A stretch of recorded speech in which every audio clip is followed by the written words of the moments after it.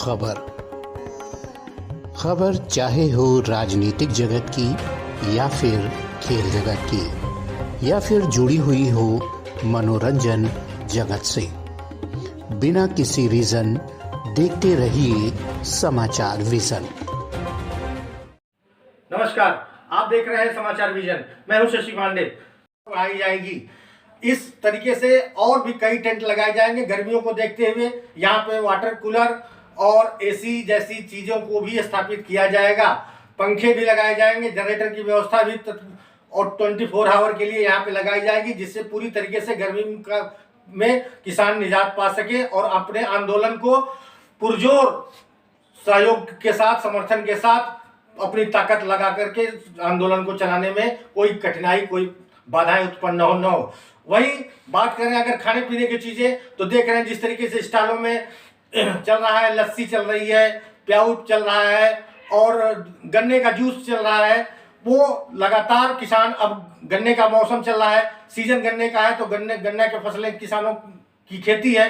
पश्चिमी उत्तर प्रदेश से गन्ने की ट्रैक्टर में लद लद करके भरे के आ रहे हैं और किसान वहां पे कोल्हू लगा रखे हैं। उस कोल्हू में किसान खुद ट्रैक्टर चला के या अपने हाथों से उस कोल्हू को चला करके गन्ने का रस निकालते हैं, दिखाते हैं और गन्ने के जूस इस्तेमाल करते हैं गर्मियों के लिए।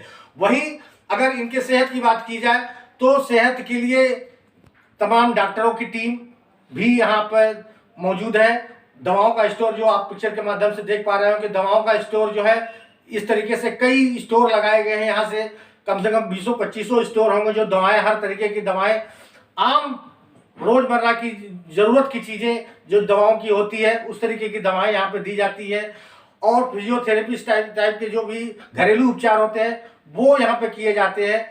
खाने पीने की चीजों में और जहाँ चावल, दाल, भटूरे, राजमा, ये सारी चीजें भी किसान अपने माध्यम से किसानों को परोसने में कोई कोताही नहीं कर रहे हैं, ताकि किसान पूरे स्वस्थ और सचेत होकर के अपने आंदोलन को संभाल सके और अपनी कार्रवाई आगे करते रहे। तो कहने का कुल मतलब यह है कि जिस तरीके से सरकार और किसानों के बीच ये द्वंद्व चल रहा है, किसान चाह रहे हैं कि हमारे तीनों कानूनों को वापस करके एमएसपी में फुल गारंटी हमें दे, हम यहाँ से धरना खत्म करेंगे। सरकार का कहना है कि मैं किसी भी रूप में एमएसपी को या काले कानून को हम वापस नहीं करूंगा। जिसको काला कानून किसान कह रहे हैं, वो काला कानून नहीं है, वो एक संवैधानिक कानून है जो किसानों के हित में है, इससे किसानों का फायदा है। लेकिन किसान उस कानून को समझ नहीं पा रहे हैं। अन्य कई विपक्ष के लोग, अन्य पार्टियों के लोग किसानों को भरमाने की कोशिश कर रहे हैं। आइए इसी सब बातों को लेकर के मैं अन्य एक जो किसान नेता है उनसे भी इस मुद्दे में बात करेंगे। क्या है काला कानून और क्यों नहीं सरकार इस पक्ष को मान रही है और किसान क्यों नहीं मान रहे हैं, इस पे सारी हम बातें करेंगे। तो आइए हम देखते हैं, बात करते हैं किसान नेता से।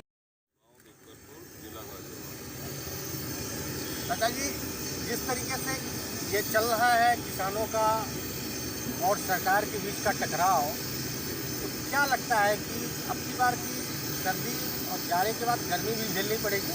पूरी गर्मी है, गर्मी आके बरसात का प्रोग्राम बना रखा, बरसात तक नहीं लगा और बारिश गर्मी।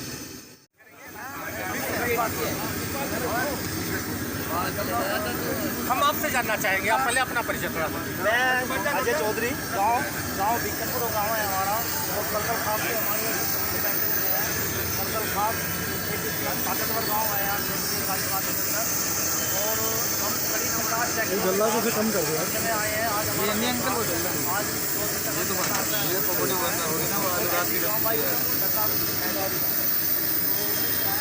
सपोर्ट से पहले भी सपोर्ट करते रहे, आज भी करा है। पहले भी 50 साल जाएगी,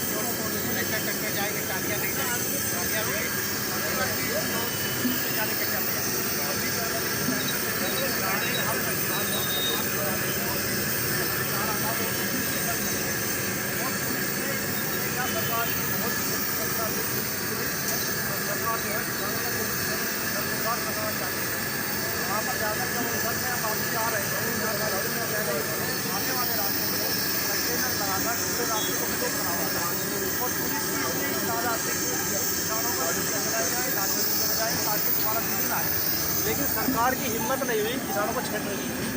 सरकार को पता था अगर किसानों को यहाँ छेड़ दिया तो पूरे पश्चिम उत्तर प्रदेश या राजस्थान, पंजाब, हरियाणा सब में विद्रोह फैल जाएगा और देश बर्बादी की तरफ चला जाएगा। और किसानों ने हमेशा देश को ही नोचाड़ दिया। अब देश की जब किसान की बात आती है, अंतर्राष्ट्रीय स्तर पर कृषि प्रधान देश के रूप में हमारी बात होती है, लेकिन जब हिंदुस्तान के अंदर किसान को देने की बात आती कुछ नहीं दिया।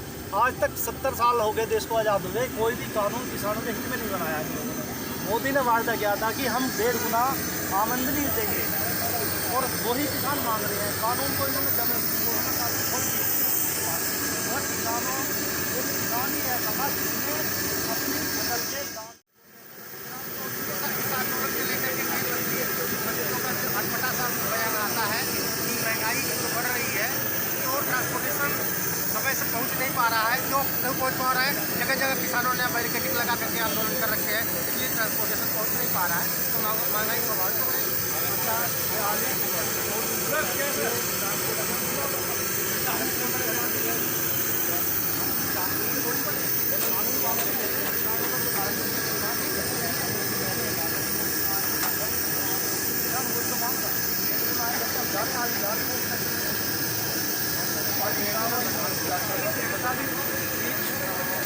हाथ पे लगा दिए थे आगे 8 पहले 50 किलो का काम लगा 5 किलो का पैकिंग लगा लो, हर चीज़ खाद्य पदार्थ हो जैसे पैकिंग लगा फसलों के सारे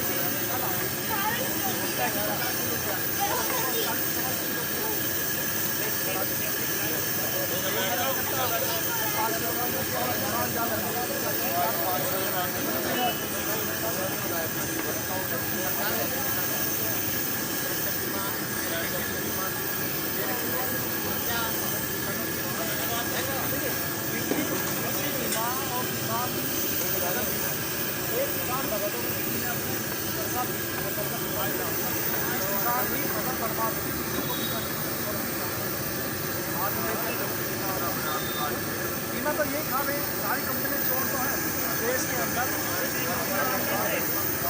व्यापार करते हैं पूरे भारत में करते हैं। अब यही है, अब व्यापारी अपने अंबानी अडानी की बात तो लोग करते हैं, सब कुछ महंगा कोई अनिल अंबानी का क्या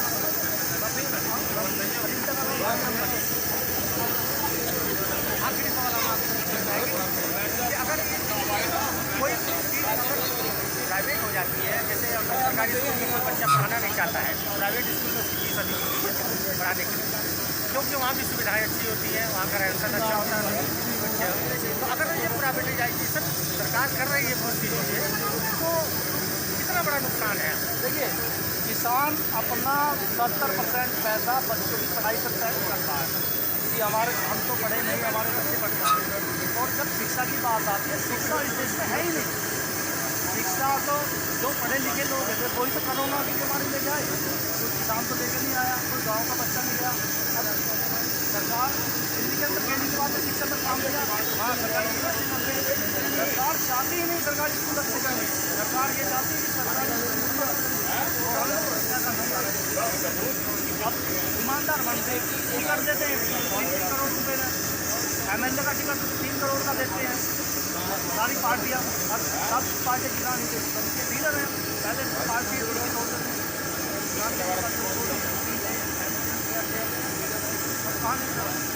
धन्यवाद। तो ये थे किसान जिनसे मेरी लंबी वार्ता हुई। अपने विचारों को, अपनी बातों को सरकार तक बेमुख पहुंचाते हुए उन्होंने सीधा सरकार पर निशाना साधा और सरकार को कटघरे में घेरने की कोशिश की। और पूरा प्रयास है कि जब तक सरकार हमारे तीनों काले कानून को वापस नहीं करती है, MSP पे गारंटी नहीं देती है और किसानों के साथ एक भाईचारे का संबंध बना करके नहीं चलती है, तब तक किसान की लड़ाई ऐसे ही चलती रहेगी। ये 2-4 साल 4 साल का हम कुछ कह नहीं सकते, ये अनवरत चलती रहेगी। कब तक चलती रहेगी? ऐसी बड़ी खबरों को देखने के लिए आप हमसे जुड़े रहिए, बिना किसी रीजन देखते रहिए समाचार विजन। नमस्कार, जय हिंद।